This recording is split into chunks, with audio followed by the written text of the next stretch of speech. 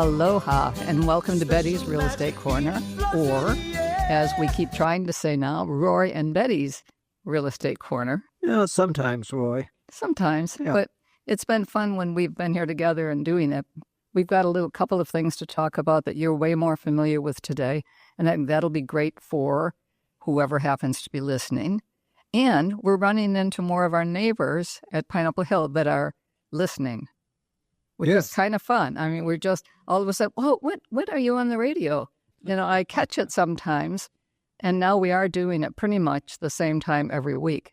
So it's going to be great, and we're enjoying it and hearing from people, whatnot. So we're around. We're doing it. We're not quite sure who's listening out there, but we have fun. We have fun, and we do keep hearing from someone who's listening. Yeah. So today we'll do a little bit of real estate as we go along here. We want to talk a little bit about what's going on out at Kapalua with, quote, the water issue. Very interesting, I think. Roy has, some details on it, not everything. But, I mean, I think a little comment as we go along. So where do you want to start? Well, no question. It's a big issue right now at Kapalua. There's a lawsuit now with TY Management. TY Management owns the two golf courses at Kapalua, the Bay Course and the Plantation Course. And TY has been joined by the Plantation Estates, Homeowners Association, Huamamona Farms, the Ridge, Homeowners Association, that's a condo association at Kapalua, and Coconut Grove, Homeowners Association, another condo association. And this all goes back, the claim is that Maui Land Pineapple has been negligent in maintaining the watershed, dating back to Hurricane Lane and another subsequent hurricane back in 2018, 2019. And it's through their negligence that we're having some big water issues, particularly in the Kapalua area. And if anybody's been out to see the golf courses in the last few weeks, they are pretty brown. They're very brown. Very, very brown and dried out. And the tough decision was made by TY Management to close both courses starting September 2nd for 2 months, hopefully to allow the courses to come back to playable condition. And the big concern is the Sentry Tournament of Champions, which is in January. It's a PGA Tour event. It's limited to winners and the top 50 of the PGA Tour. And the big thing about the Sentry Tournament of Champions is that it benefits Maui charities. It benefits Maui to begin with. They're estimated something like $20 to $25 million direct impact on the economy. And then all the many charities that benefit from the tournament. This year, Sentry and the PGA Tour distributed over $700,000.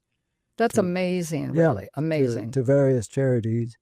And I know in talking with, say, Hawaii Junior Golf, who benefits greatly, approximately 60% of their annual income comes from working this tournament and the donations from the PGA Tour and Sentry Insurance.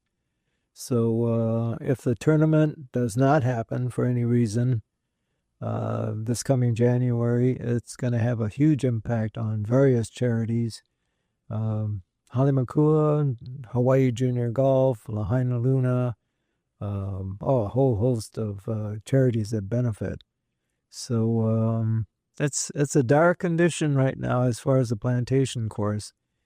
It's through the Bay Course also. Well, yeah. For whatever it's worth. It's right. not as vital at the moment because the tournament isn't there. No, the concentration right now is the Plantation Course.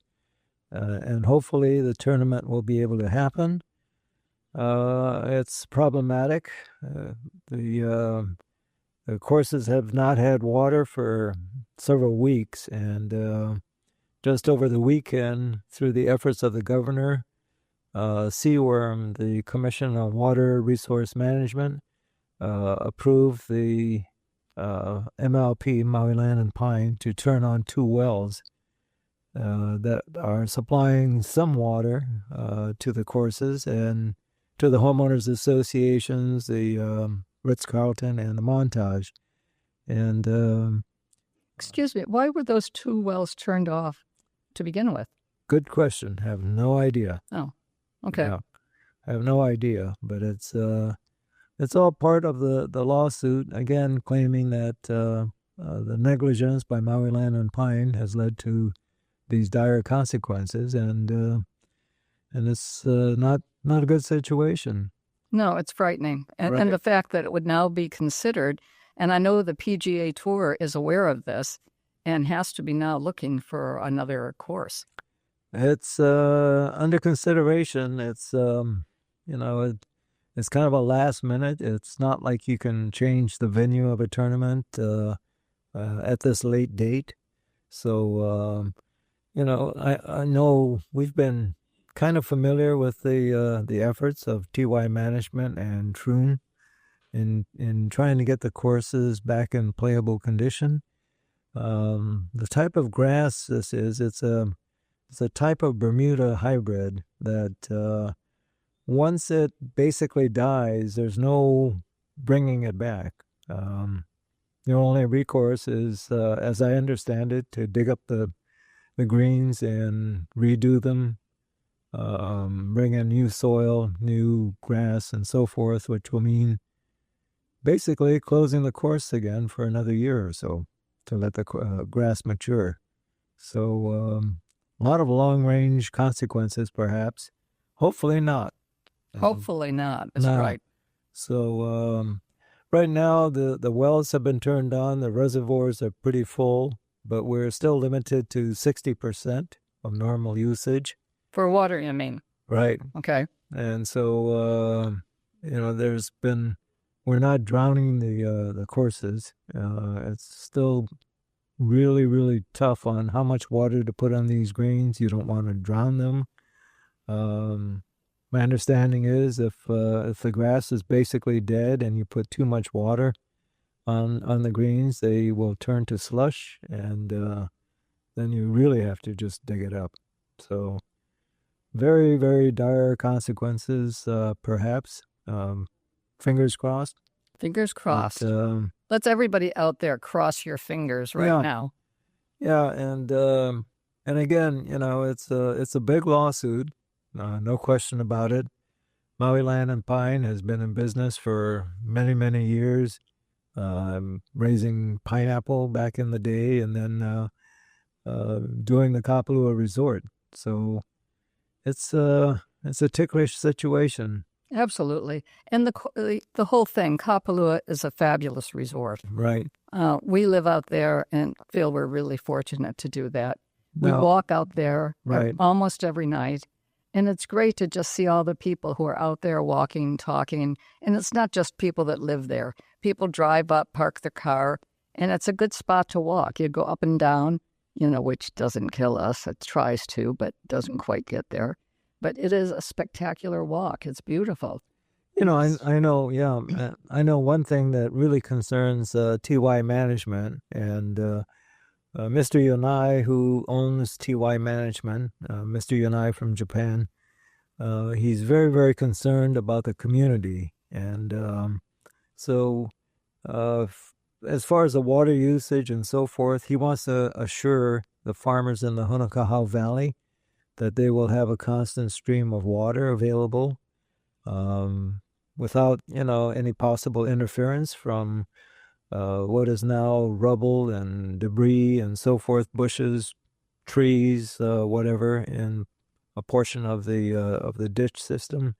So that's a big concern for Mr. Yanai. He wants to make sure the local farmers in Honokahau Valley raising taro and other crops, he wants to be assured they will have their water, as well as, of course, the rest of the Kapalua community. I know Huamamona Farms. This is a big thing For those of you who don't know Huamamona Farms, they have about 25 acres, a lot of it planted in microgreens and all kinds of other agricultural products. They, after the Lahaina fires, since the Lahaina fires, they've donated like 80,000 meals to residents of Lahaina who were displaced by the fire. Gary Gruby, who is the head of Huamamona Farms, has this foundation. And basically the money raised from the produce and so forth at the farms goes to Maui charities. And so through the efforts of Gary Gruby, many, many people have benefited from these meals. And they continue to do so, even under these dry conditions. Now, Gary was threatened with having his water meters taken away. And fortunately, that didn't happen.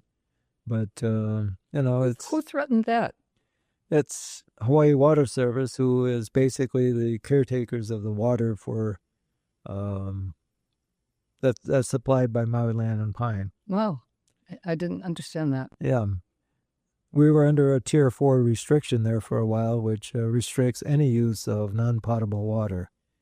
And Gary was trying to use a minimum just to keep his crops healthy and viable. And they threatened him with taking his meter away. So that's... I don't know. Yeah. Pretty severe. It's been a hard time, and now with the tournament coming, I think everything is blowing up in a way.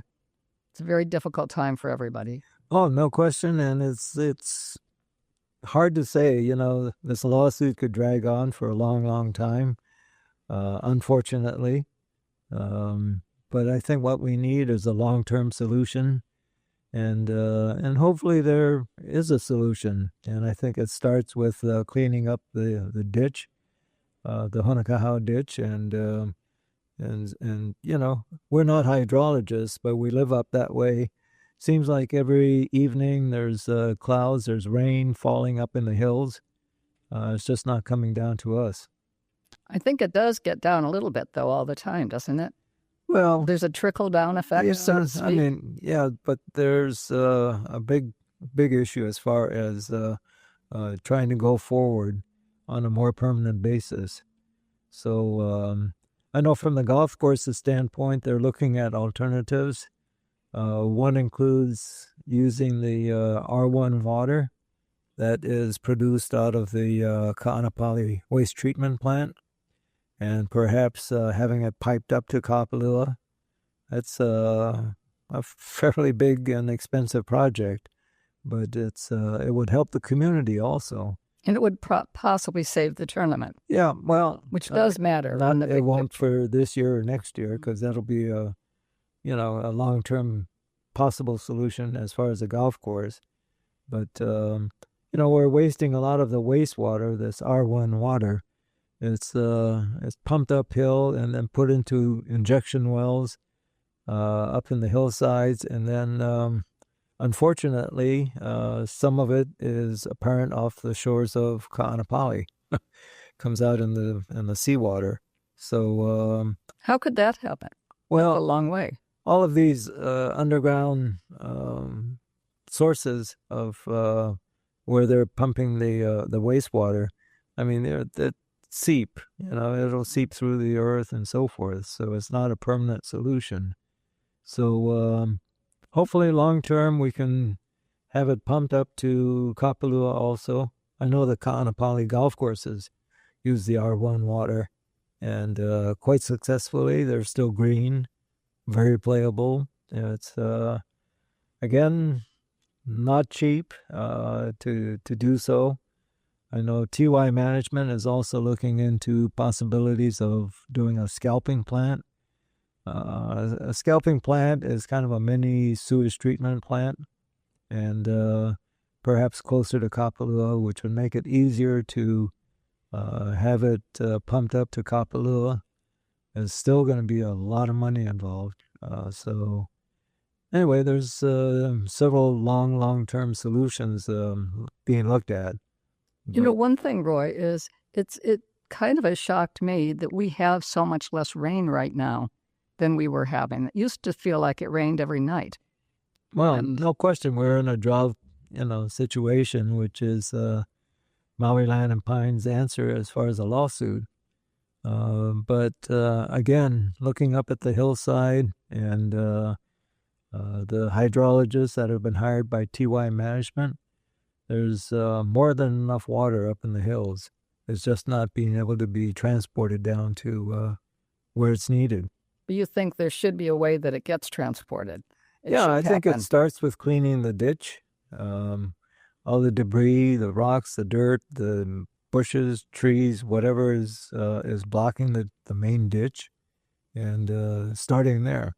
It's hard to hear the word the ditch, and feel like that's, I'm going to call it a scientific approach to water. But my understanding is that it is, in its own way, a very scientific approach. Oh, yeah. Throughout the Hawaiian Islands, these ditches were used to transport water from wherever the water source was to wherever it's needed. And a lot of it was put in by the old sugar plantations and pineapple plantations. And it's a very intricate system of tunnels and so forth that are involved. How they dug those tunnels and so forth, it's quite an engineering feat. My understanding is they started on both sides of a mountain. And this is way before laser and so forth. And, they met in the middle and connected. So it's a very intricate system. But it worked. It worked for the sugar plantations, for the pineapple plantations, and to supply water into Lahaina, into Kahului, Wailuku, and so forth. It's based on the old plantation water system. And it's worked for the almost 50 years that I've been here. Yeah. There's never been a question about water. No, never been a question. Always water. It's there's always water, and there still is water up in the hills. So let's figure out how we get it. No, absolutely, and it's there are answers, is what I understand. Yes. So if everybody starts to work together, for whatever reason, it's MLP, Maui Land and Pine has their own reasons, I'm sure, but it's been frustrating, and now we're looking at some dire economic consequences, and so. And again, TY management, again, wants to make sure it's not the golf courses against MLP, Maui Land and Pine. It's the community against Maui Land and Pine because everybody's suffering. It's not only the golf courses, but economically, everybody suffers. Well, and the majority of the condos, et cetera, have joined in the lawsuit. Majority. Yeah, a few of them. A few have not for various reasons, which that's fine. But they still are going to benefit from whatever consequences are found by the courts or somehow agreed upon between TY management and Maui Land and Pine.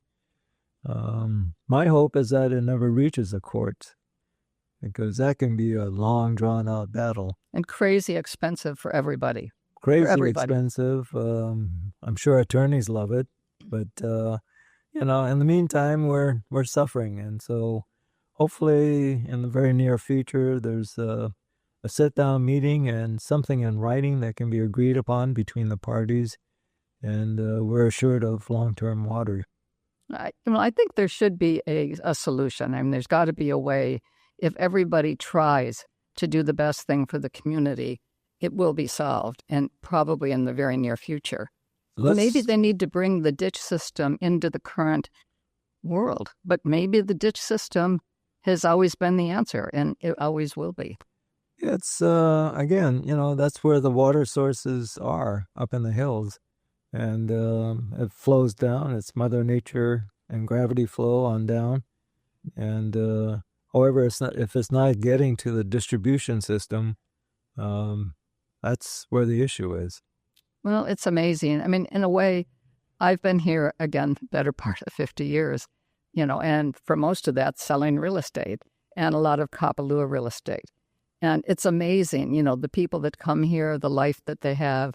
I think that a lot of people work at Kapalua. It's been good.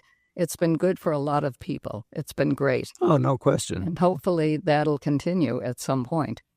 But I think, again, Kapalua has done a lot for everybody. And the person you're talking about, Mr. Yanai, has really taken care of the community. He has. He's adopted Maui as kind of his second home. Loves coming over here. Comes over 2-3 times a year. Loves golfing. Loves interacting with the community. You'll see him out having dinner and so forth, and just having a good time. In Tokyo, where he's based, he almost never goes out for dinner. But here he feels comfortable. You'll see him out in shorts and T-shirt and just, happy and a good man. He and his wife come together. They have children that come that are adults, and they have grandchildren. So it really is an amazing thing to see them come here and just love Maui like we all love Maui. Roy was, of course, born and raised here at 463 Lahaina Luna Road. Yeah. Yeah. Life goes on. Life goes on. Yeah. All right. Great family. Oh, no question. And it's the best part is that he has kind of adopted Maui. He's done a lot for the community, just, kind of behind the scenes, not trying to be flashy about it and so forth. I know he's talked about helping Maui in other ways besides, using his golf courses for the Sentry Tournament. It's, he wants to spend more time here. I think he'd be a great addition to our community, and hopefully we can solve this water issue and move on and have everybody benefit from this. Well, I think you're right. And I think somehow there's too many smart people involved, and I think it will all come together. So let's just all, whoever's listening right now, let's pray for a good solution. Let's hope, let's work together.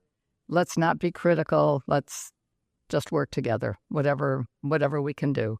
Absolutely. It's bigger than any of us. It impacts all of Maui, not only West Maui and the Kapalua area, but all of Maui, and consequently all of Hawaii. And I mean, as simplistic as this must be, all of Lahaina. Oh, yes. I mean, I may do all of Maui, but let's just break it down to the little thing of Maui, of Lahaina, which has had some issues needing water. And I think we all need more rain. We can pray for that also. Yeah, I mean, it's a scary... And the ditch system. Right. No question there's a drought happening. It's a little scary, and driving around Maui, you can see how brown it is. Whenever it gets windy, it looks like, God forbid there's a fire started. But it's, we all need to be careful, drive carefully, be careful. Those who are smoking, don't get rid of your cigarettes out the window as you're driving. The brush is so tinder dry, it can start a fire in a heartbeat. In a way, no matter where you are in the world today, don't throw a cigarette out the window. It's disgusting. Don't do it ever. We all see it happen. I know. Don't do it again. Yeah, unfortunately, but it does happen, and it looks like our time is winding down. We had the 2-minute warnings. So we're gonna. Wait. Betty's Real Estate Corner has turned into a conversation about water. And Betty's. Yeah, but it's turned into a conversation about water and so forth. Not so much real estate, but I'll say this about the real estate market on Maui. We've got over 200 escrows, active escrows, and that's a big positive sign. Absolutely. Well, we now are at probably the 32nd warning. Okay, Danny Couch is going to be coming back on, and there he is. I love Hawaii. We all love Hawaii. Everybody should go buy this album by Danny Couch. It is so good, and anytime you need it, listen to it. I love Hawaii. Aloha.